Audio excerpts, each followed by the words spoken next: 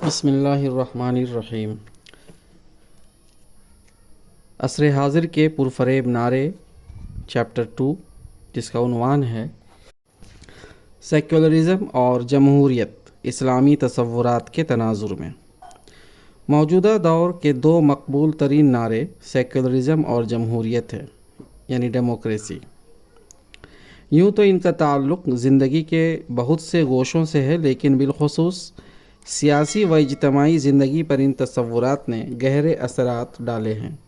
اسلامی افکار کی روشنی میں ان کے تنقیدی مطالعے سے قبل ضروری ہے کہ خود اسلام کے سیاسی نقطۂ نظر کو سمجھ لیا جائے۔ اسلام کے نقطۂ نظر کو حاکمیت، قانون سازی اور برسر حق حکومت کی اصطلاحات کے تحت بیان کیا جا سکتا ہے۔ حاکمیت الہ اپنے سلسلہ مضامین میں اسلامی ریاست میں اسلام کی سیاسی تعلیمات پر روشنی ڈالتے ہوئے مولانا سید ابوالعلا مودودی رحمۃ اللہ علیہ لکھتے ہیں، قرآن کی رو سے اللہ تعالیٰ مالک الملک ہے، خلق اس کی ہے، لہٰذا فطرتاً امر کا حق یعنی رائٹ ٹو رول بھی صرف اسی کو پہنچتا ہے۔ اس کے ملک یعنی ڈومینین میں اس کی خلق پر خود اس کے سوا کسی دوسرے کا امر جاری ہونا اور حکم چلنا بنیادی طور پر غلط ہے۔ صحیح راستہ صرف ایک ہے، اور وہ یہ کہ اس کے خلیفہ اور نائب کی حیثیت میں اس کے قانون شرعی کے مطابق حکمرانی ہو اور فیصلے کیے جائیں۔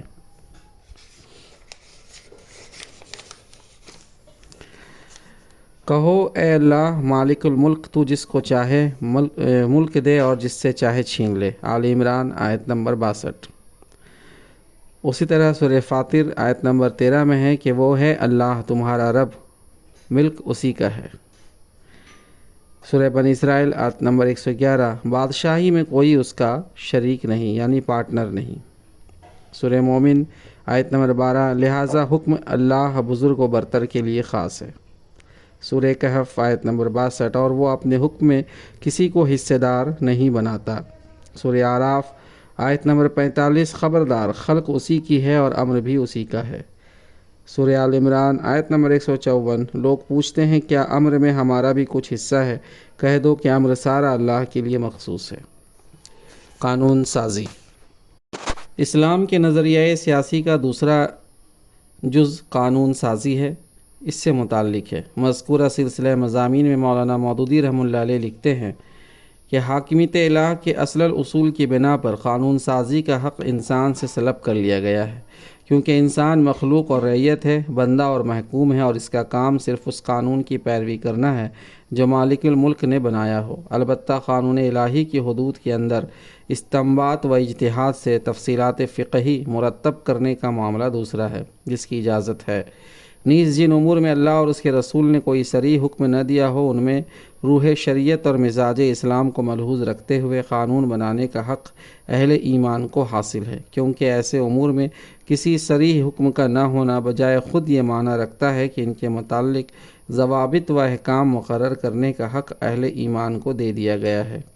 لیکن جو بنیادی بات سامنے رکھنے کی ہے وہ یہ ہے کہ اللہ کے قانون کو چھوڑ کر جو شخص یا ادارہ خود کوئی قانون بناتا ہے یا کسی دوسرے کے بنائے ہوئے قانون کو برحق تسلیم کر کے اس کے مطابق فیصلہ کرتا ہے، وہ طاغوت و باغی اور خارج از اطاعت حق ہے، اور اس سے فیصلہ چاہنے والا اور اس کے فیصلہ پر عمل کرنے والا بھی بغاوت کا مجرم ہے۔ سورہ نحل آیت نمبر 116 میں ہے، اور تم اپنی زبانوں سے جن چیزوں کا ذکر کرتے ہو ان کے متعلق جھوٹ گھڑ کر یہ نہ کہہ دیا کرو کہ یہ حلال ہے اور یہ حرام ہے، یہ لافل ہے یا ان لافل ہے۔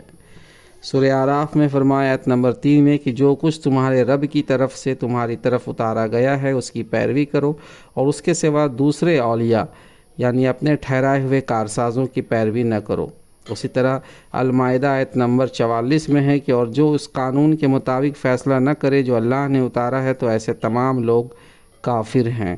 سورہ النساء آیت نمبر 60، اے نبی کیا تم نے نہیں دیکھا ان لوگوں کو جو دعویٰ تو کرتے ہیں اس ہدایت پر ایمان لانے کا جو تم پر اور تم سے پہلے کے انبیاء پر اتاری گئی ہے، اور پھر چاہتے ہیں کہ اپنے معاملہ کا فیصلہ طاغوت سے کرائیں، حالانکہ انہیں یہ حکم دیا گیا تھا کہ طاغوت سے کفر کرے یعنی اس کے حکم کو تسلیم نہ کرے۔ برسر حق حکومت۔ تیسرا اہم سوال یہ ہے کہ کس حکومت کو برسر حق حکومت قرار دیا جا سکتا ہے۔ اس سلسلے میں مولانا مودودی رحمۃ اللہ علیہ لکھتے ہیں کہ خداوند عالم کی زمین پر صحیح حکومت اور عدالت صرف وہ ہے جو اس قانون کی بنیاد پر قائم ہو جو اس نے پیغمبروں کے ذریعے سے بھیجا ہے، اسی کا نام خلافت ہے، اور ہم نے جو رسول بھی بھیجا ہے اسی لیے بھیجا ہے کہ حکم الہی کی بنا پر اس کی اطاعت کی جائے۔ سورہ النساء آیت نمبر 64۔ اے نبی، ہم نے تمہاری طرف کتاب برحق نازل کی ہے تاکہ تم لوگوں کے درمیان اس روشنی کے مطابق فیصلہ کرو جو اللہ نے تمہیں دکھائی ہے۔ سورہ النساء آیت نمبر 105۔ اور یہ کہ تم ان کے درمیان حکومت کرو اس ہدایت کے مطابق جو اللہ نے اتاری ہے، اور ان کی خواہشات کی پیروی نہ کرو، اور ہوشیار رہو کہ وہ تمہیں فتنہ میں مبتلا کر کے اس ہدایت کے کسی جز سے نہ پھیر دیں جو اللہ نے تمہاری طرف نازل کی ہے۔ المائدہ آیت نمبر 49۔ کیا یہ لوگ جاہلیت کی حکومت چاہتے ہیں؟ المائدہ آیت نمبر 50۔ اے داؤد، ہم نے تم کو خلیفہ مقرر کیا ہے، لہٰذا تم حق کے ساتھ لوگوں کے درمیان حکومت کرو اور اپنی خواہش نفس کی پیروی نہ کرو کہ اللہ کے راستے سے وہ تم کو بھٹکا لے جائے گی۔ سورہ صفی کی آیت ہے یہ بھی۔ مذکورہ بالا اسلامی تصورات کی روشنی میں ہم رائج الوقت جمہوریت اور سیکولرزم کا جائزہ لے سکتے ہیں۔ جمہوریت۔ آج جمہوریت کی اصطلاح جس مفہوم میں استعمال ہوتی ہے، اس میں درج ذیل اجزاء شامل ہیں: الف، عوام کی حاکمیت کا تصور، ب، عوامی نمائندگی کا تصور، جیم، عوامی حقوق اور شہری آزادیوں یعنی سول لبرٹیز کا تصور، دال، پارٹی سسٹم، امیدواری اور الیکشن کا طریقہ۔ اسلامی تصور حیات کی روشنی میں ہم ان چاروں اجزاء کا جائزہ لے کر دیکھ سکتے ہیں کہ وہ قابل قبول ہیں یا قابل رد۔ الف، عوام کی حاکمیت۔ جہاں تک حاکمیت کا تعلق ہے، اسلام وضاحت کے ساتھ اعلان کرتا ہے کہ ملک کا جائز حاکم صرف خداوند عالم ہے، کسی اور کو حاکمیت کا حق نہیں پہنچتا۔ اللہ تعالیٰ نے جو قانون اپنے بندوں کو دیا ہے وہی واجب الاتباع ہے۔ بندوں کے لیے درست نہیں ہے کہ وہ الہی قانون سے متصادم کوئی قانون سازی کرے۔ چنانچہ عوام کی حاکمیت کا تصور اسلام کے نزدیک قابل قبول نہیں ہے۔ عوام حاکم نہیں ہے بلکہ سب کے سب اللہ کے بندے ہیں۔ ان کے لیے مناسب یہ ہے کہ حاکم حقیقی کے آگے سر اطاعت جھکا دیں اور اس کے عطا کردہ قانون کی مخلصانہ پیروی کریں۔ البتہ اللہ تعالیٰ نے جو قانون انسانوں کو دیا ہے، بیشتر معاملات میں اس کی حیثیت اصولی ہدایت کی ہے۔ زندگی کے مسائل کو حل کرنے کے لیے اس اصولی قانون کے تحت تفصیلی قانون سازی کی ضرورت بہرحال پیش آتی ہے۔ اسلامی تصور کے مطابق اہل ایمان کو یہ اختیار حاصل ہے کہ وہ قانون کی ان تفصیلات کو مرتب کرے جن کے بارے میں الہی ہدایت خاموش ہے۔ اس کام کو اجتہاد کہا جاتا ہے۔ اجتہاد کرنا ہر شخص کا کام نہیں بلکہ اس کے لیے چند شرائط ہے۔ نمبر 1، شریعت الہی پر ایمان اور اس کے اتباع کا مخلصانہ ارادہ۔ نمبر 2، عربی زبان و ادب سے اچھی واقفیت۔ نمبر 3، قرآن و سنت کا علم اور مصالح شریعت کی معرفت۔ نمبر 4، ماضی کے مسلمانوں کے اجتہاد سے واقفیت۔ نمبر 5، ان معاملات و مسائل سے واقفیت جن کے ضمن میں اجتہاد مطلوب ہے۔ اور نمبر 6، اسلام کے مطابق سیرت و کردار۔ ب، عوامی نمائندگی۔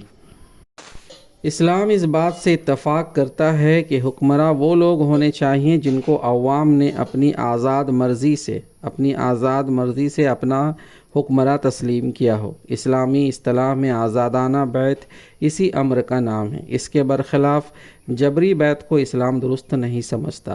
آزادانہ بیعت کے لیے کیا طریقہ اختیار کیا جائے، اس کو اسلام نے تمدنی ارتقاء پر چھوڑ دیا ہے اور کسی تفصیلی طریقہ کار کا مسلمانوں کو پابند نہیں کیا ہے۔ اسلامی اسپرٹ کا تقاضا یہ بھی ہے کہ عوام کو حکمرانوں کے احتساب کا حق اور مواقع حاصل ہوں تاکہ اس امر کا اطمینان کیا جا سکے کہ حکمراں فی الواقع ان حدود کے اندر اپنے اختیارات کو استعمال کر رہے ہیں جو اسلام نے طے کر دی ہے۔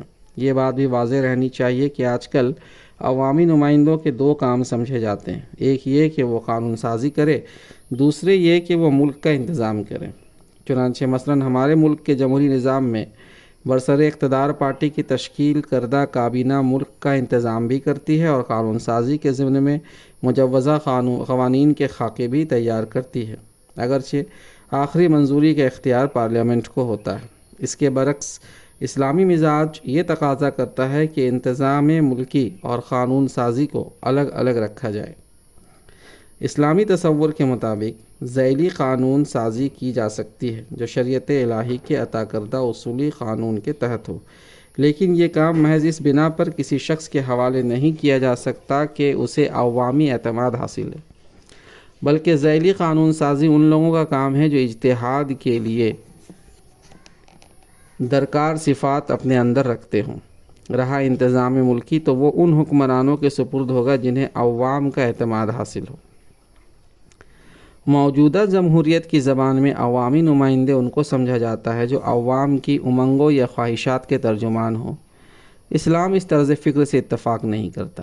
اس کے نزدیک حکمرانوں کا کام عوامی خواہشات کی پیروی نہیں ہے بلکہ حق کی پیروی ہے۔ چنانچہ عوامی نمائندوں کی اصطلاح اسلامی مزاج کی صحیح نمائندگی نہیں کرتا۔ دور جدید کی اسلامی ریاستیں اس اصطلاح کے بجائے عوام کے معتمد علیہ افراد کی اصطلاح استعمال کر سکتی ہے۔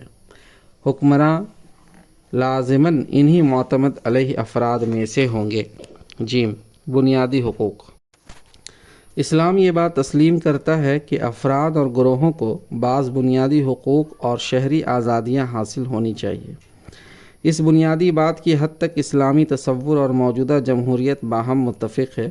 اس امر میں بھی اتفاق ہے کہ یہ حقوق اور آزادیاں مطلق نہیں ہیں بلکہ بالاتر اقتدار اور مقاصد کے تحت مشروط ہیں۔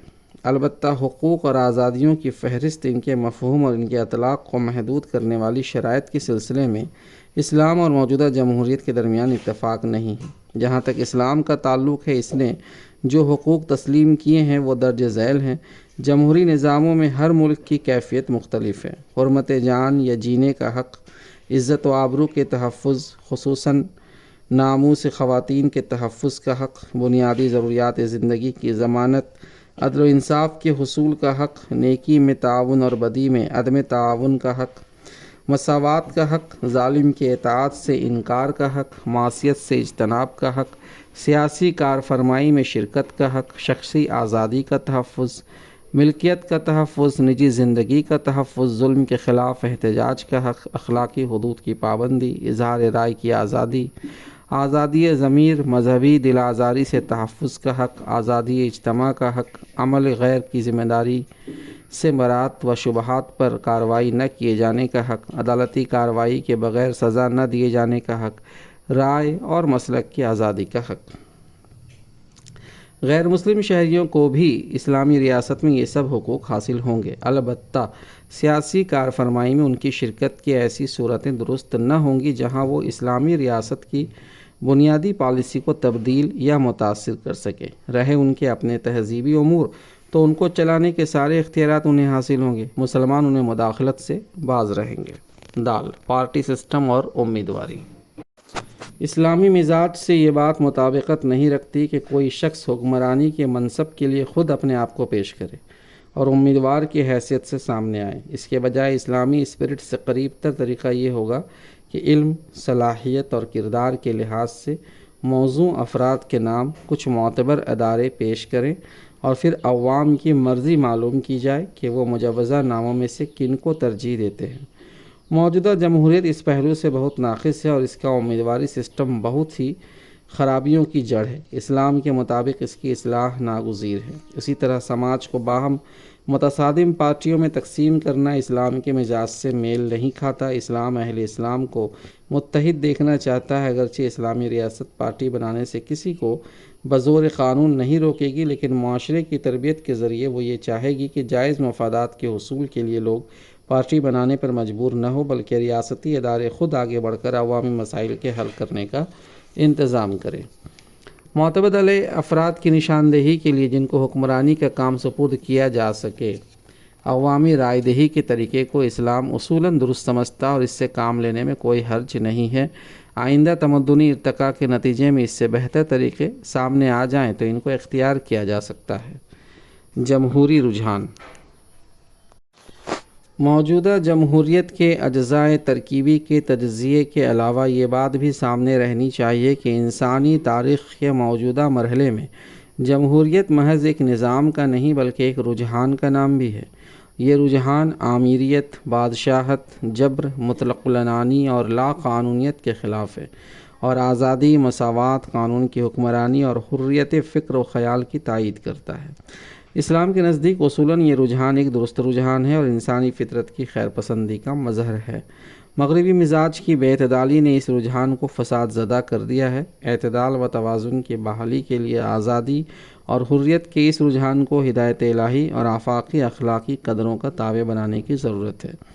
جمہوری جذبے کی اصولاً تائید کرتے ہوئے اہل ایمان کو چاہیے کہ وہ ہدایت الہی کی روشنی میں جمہوری نظریے اور عمل کے اندر ضروری اصلاحات تجویز کرے۔ جمہوری رجحان کی تائید سے یہ بات بھی لازم آتی ہے کہ تسلیم شدہ حقوق میں کسی کمی کو روا نہ سمجھا جائے۔ اگر کسی ملک کے نظام قانون میں عوام کے بعض جائز حقوق تسلیم شدہ ہوں تو ہر ایسی کوشش کی مزاحمت کی جانی چاہیے جس کا منشا ان حقوق میں کمی لانا ہو۔ اسی طرح ہر ایسی تجویز کی تائید کی جانی چاہیے جس کے تحت عوام کو وہ حقوق مل سکے جو ان کو اب تک نہیں مل سکے، اور عدل و انصاف ملنی چاہیے۔ علی حاصل قیاس اگر کسی ملک میں الیکشن ہوتے ہوں اور رسمی جمہوریت قائم ہو تو وہاں ایسی تجاویز کی مزاحمت کی جانی چاہیے جن کا منشا آمیریت یا ڈکٹیٹرشپ کا قیام ہو۔ ان کے برعکس اگر کسی ملک میں آمرانہ حکومت ہو تو ایسی تجاویز کی تائید کی جانی چاہیے جن سے جمہوری طرز کے الیکشن وہاں شروع ہو سکے۔ آزادی اجتماع، آزادی اظہار رائے اور پریس کی آزادی اگر موجود نہ ہو تو ان آزادیوں کے حق میں بات کہنی چاہیے۔ جمہوریت کے علاوہ دوسرا مقبول نعرہ سیکولرزم ہے۔ اس اصطلاح کا استعمال علم و فلسفے کے سیاق میں بھی ہوتا ہے، اجتماعی و سماجی زندگی کے سیاق میں بھی اور ریاست و حکومت کے سیاق میں بھی۔ نمبر 1، سیکولر فلسفہ۔ علم و فلسفے کے سیاق میں سیکولرزم کے معنی یہ ہیں کہ کائنات اور مظاہر فطرت کے مطالعے سے جو نتائج اخذ کیے جاتے ہیں یا گئے ہیں اور جو تصور کائنات ورلڈ ویو ترتیب دیا جائے وہ غیب کے انکار پر مبنی ہو۔ تمام معلومات کو اس طرز پر مرتب کیا جائے کہ کائنات کی تشریح خدا کے تصور کے بغیر کی جا سکے اور انسانی سماج کی تنظیم کے سلسلے میں جو کچھ سوچا جائے وہ ہدایت الہی سے بے نیاز ہو کر سوچا جائے۔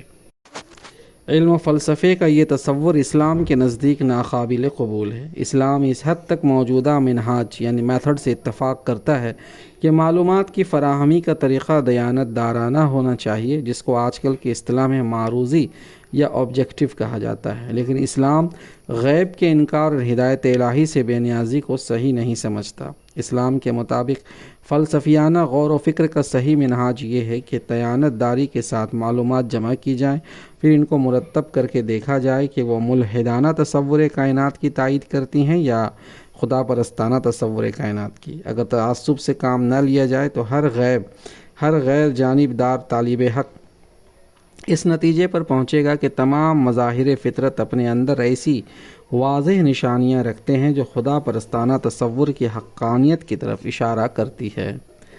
دیانت دارانہ مشاہدے کے علاوہ اسلام قابل اعتماد خبر کو بھی ذریعہ علم سمجھتا ہے۔ عالم غیب کے بارے میں قابل اعتماد خبریں ہم کو انبیاء علیہم السلام کے ذریعے سے ملتی ہے جن کے صادق اور امین ہونے پر انسانیت کا اتفاق رہا ہے۔ چنانچہ اسلام کے نزدیک انبیاء کی دی ہوئی خبریں علم کا قیمتی حصہ ہیں جن سے بے پرواہی مہلک ہے۔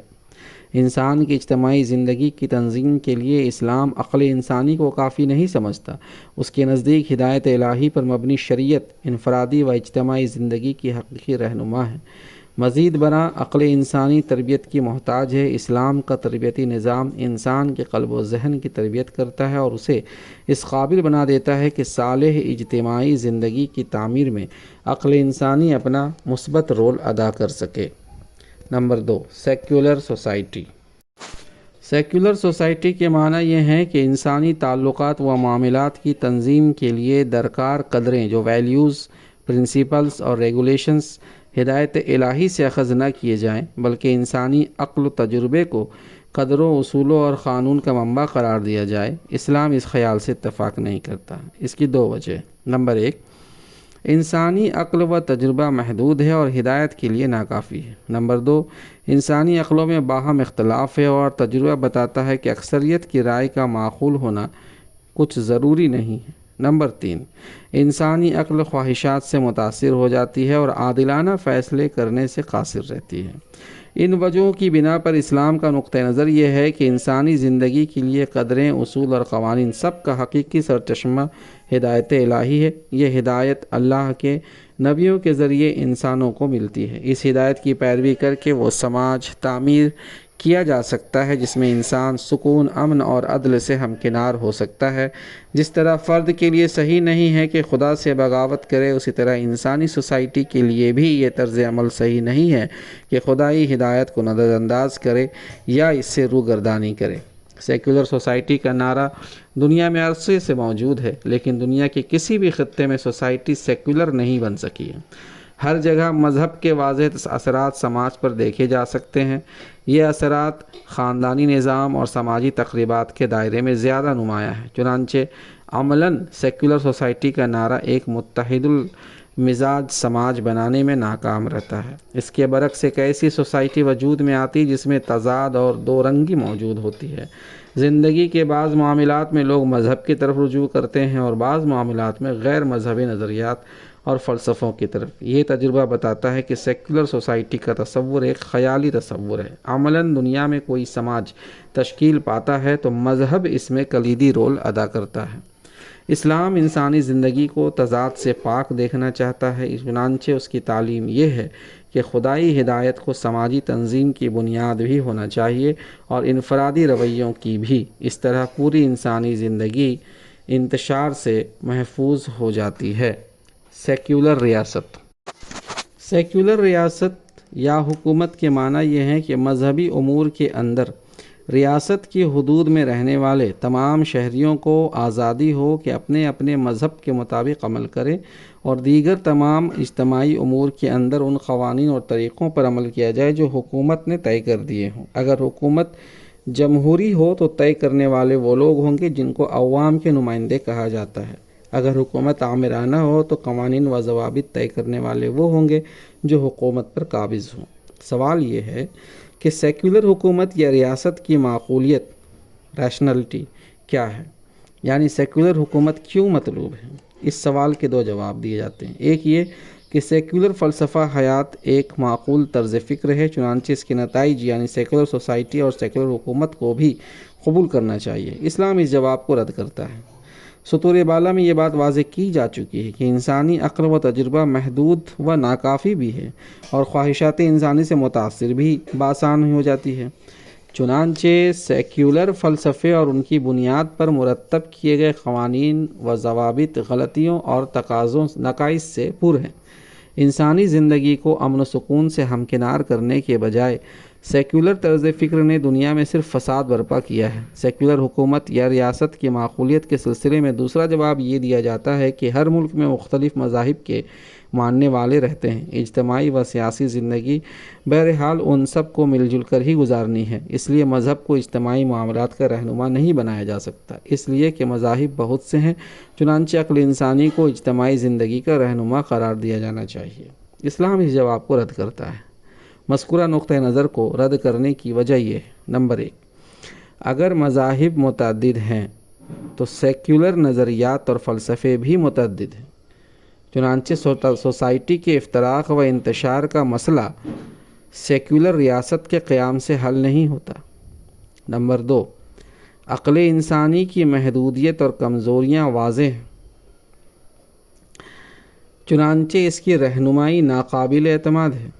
نمبر 3، انسانی عقلوں میں باہم اختلاف ہے، اس لیے عملاً اکثریت کی رائے مانے بغیر چارہ نہیں، اور تجربہ یہ بتاتا ہے کہ اکثریت کی رائے غلطی کر سکتی ہے اور کرتی رہتی ہے۔ اسلامی نقطہ نظر کے مطابق ریاست یا حکومت کے بارے میں صحیح طرز عمل یہ ہے کہ جو امور مذہبی قرار دیے جائیں ان میں ہر گروہ آزاد ہوں، اور جن امور کو عام اجتماعی زندگی سے متعلق سمجھا جاتا ہے وہاں ان آفاقی اقدار یعنی ویلیوز کے مطابق عمل کیا جائے۔ جو پوری نوع انسانی کی مشترک میراث ہے۔ ان اقدار کو مستند ہدایت الہی نے قوانین کی شکل دی ہے، جسے شریعت کہا جاتا ہے۔ ان اہل ایمان کو قوی استدلال سے یہ ثابت کرنا چاہیے کہ تمام انسان فطرت پر پیدا ہوتے ہیں اور یہ فطرت صالح ہوتی ہے۔ اجتماعی زندگی کے ضوابط وہ ہونے چاہیے جو انسان کی فطرت صالحہ سے ہم آہنگ ہو۔ اہل ایمان کی جانب سے اس استدلال کے پیش کرنے اور لوگوں کے اس کو قبول کرنے میں کچھ وقت لگے گا۔ اس عبوری مدت کے دوران دنیا میں جو سیکولر ریاستیں موجود ہوں ان کے مسلمان شہریوں کو درج ذیل طرز عمل اختیار کرنا چاہیے۔ نمبر 1، ان کو یہ اصول مسلسل پیش کرتے رہنا چاہیے کہ انفرادی و اجتماعی زندگی کی فلاح ہدایت الہی کے اتباع میں ہے۔ نمبر 2، ان کو یہ کوشش کرنی چاہیے کہ مذہب کا تصور وسیع ہو اور اسی مناسبت سے دین پر عمل کی آزادی کا دائرہ وسیع تر ہوتا جائے۔ مثلاً صرف پرسنل لا کی آزادی کو کافی نہ سمجھا جائے، بلکہ تہذیبی گروہوں کو اپنے اصولوں کے مطابق نظام تعلیم چلانے کی آزادی حاصل ہو۔ نمبر 3، دین پر عمل کی آزادی کو سلب کرنے یا محدود کرنے کی جو کوشش شرپسندوں کی طرف سے یا خود ریاست کی جانب سے ہو ان کی مزاحمت کی جانی چاہیے۔ نمبر 4، اہل ایمان کا یہ مستقل کام ہونا چاہیے کہ وہ معروف کی تلقین کرے اور منکر سے روکے۔